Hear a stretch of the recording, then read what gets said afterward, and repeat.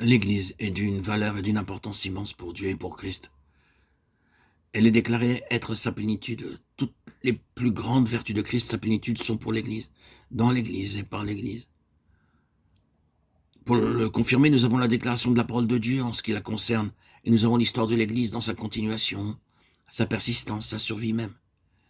Et s'il nous faut davantage d'évidence quant à son importance et sa valeur, nous pourrons toujours en trouver dans un certain domaine qui manifeste une sollicitude très irreligieuse pour les intérêts de Dieu. Satan est l'Église comme il est Christ. Il a occasionné plus de troubles à l'Église qu'à n'importe quoi d'autre.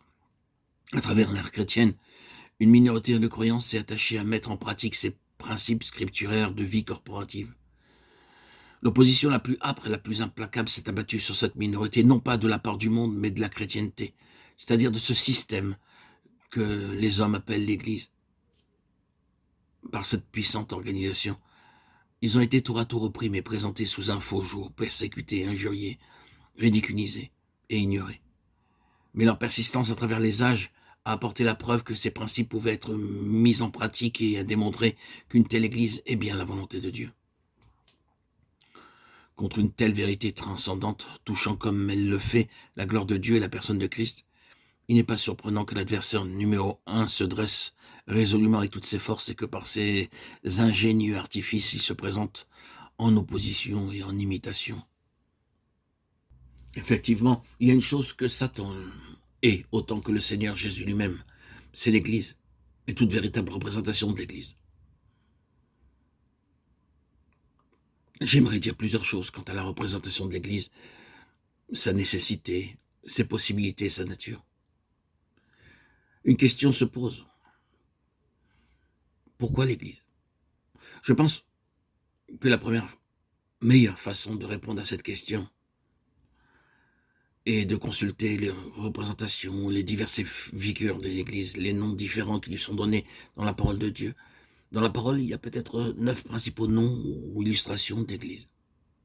Il peut y en avoir d'autres subsidiaires, mais dans l'ensemble, il y en a 9. Si nous considérons avec soin ces images ou ces titres, nous parviendrons à donner précisément réponse à cette question. Le premier nom qui lui est donné est la maison de Dieu, puis le tabernacle et le temple. Ensuite, une nation sainte. Par Pierre, nous apprenons que l'Église est une nation sainte. 1 Pierre 2,9, citant Exode 19,6.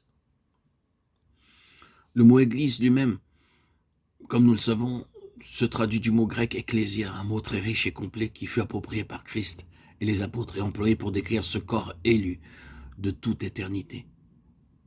L'Église, l'équivalent moderne de ce mot, correspond à assemblée, un mot qui porte en lui-même tous les éléments de la signification de l'original grec. Lorsque nous parlons de l'Église, nous parlons du corps de Christ, qui a assemblé, qui est son corps. C'est ce que nous lisons dans Éphésiens 1, 22, 23. L'assemblée qui est son corps est le vase, l'incarnation du Seigneur, l'esprit dans lequel et par lequel il doit s'exprimer. Si l'Église telle que nous la rencontrons concordait avec la pensée divine, nous saurions à quoi ressemblerait le Seigneur.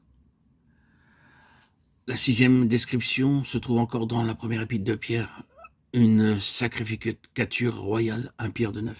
Il cite encore Exode 19,6, un royaume de sacrificateurs. Remarquez l'association de deux idées, roi et sacrificateur, royaume et sacrificature, deux fonctions associées, le trône et l'autel. C'est sans aucun doute par la soumission, le renoncement, l'abandon, le dépouillement et la souffrance que le trône opère et que la puissance divine s'exerce dans cet univers. C'est la souffrance, c'est la gloire, la faiblesse et la puissance, choses qui semblent contradictoires. Et ce sont ici les principes spirituels d'une très grande importance.